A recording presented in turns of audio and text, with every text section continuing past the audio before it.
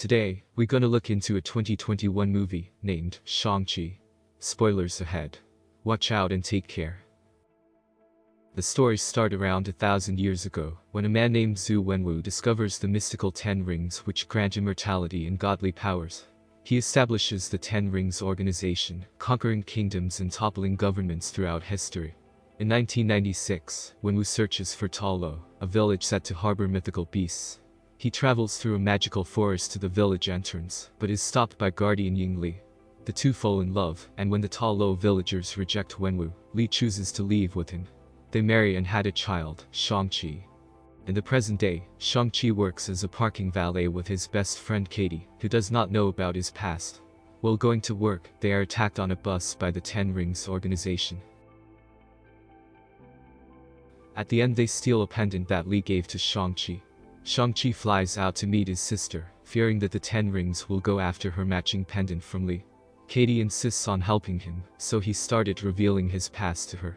He told Katie that after his mom died his dad Wenwu makes Shang-Chi undergo brutal training in martial arts, but does not allow his sister, Shang, to train with the others, prompting her to secretly teach herself. When Shang-Chi is 14, Wenwu sends him for his first assassination. But here where an air hostess interrupts them. After that they find Shang at an underground fight club in Macau, which she founded after escaping from Wenwu at 16.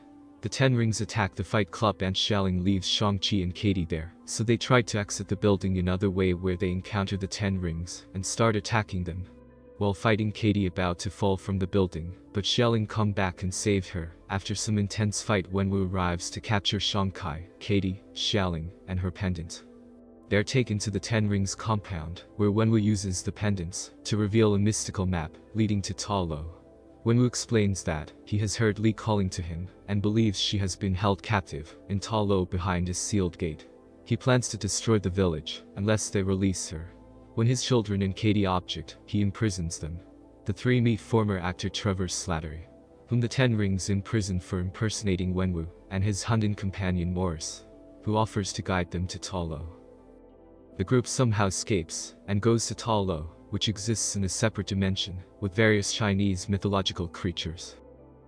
Where they meet Ying Nan, Li's sister, who explains the history of Ta Lo. Thousands of years ago, the universe containing the village was attacked by the soul-consuming dweller in darkness and its minions, but was saved by a Chinese dragon called the Great Protector, who helped seal the dark gate to the dweller's world. According to Nan, the dweller in darkness has been impersonating leader Wenwu, so that he will use the Ten Rings to open the gate. Shang-Chi, Shang, and Katie join the villagers in training and preparing for Wenwu's arrival, using outfits and weapons crafted from dragon scales. One night Shang-Chi had a flashback, where it's revealed that when Shang-Chi was 7 years old, his mother Li was murdered in front of him, and his sister by Wenwu's enemies, from the Iron Gang. After that Wenwu dons the Ten Rings once again, massacres the Iron Gang and resumes leadership of his organization. Wenwu and the Ten Rings arrive, and order to burn down the village. Wenwu and Shang-Chi start fighting. While fighting Shang-Chi told her dad Wenwu that after his mother died they needed him, but he chose those rings over them. She was gone, and we needed you. But you chose those damn rings over us! After a while Wenwu overpowers Shang-Chi and forces him into the nearby lake. Then start attacking the gate with the rings. This allows some of the dwellers' minions to escape.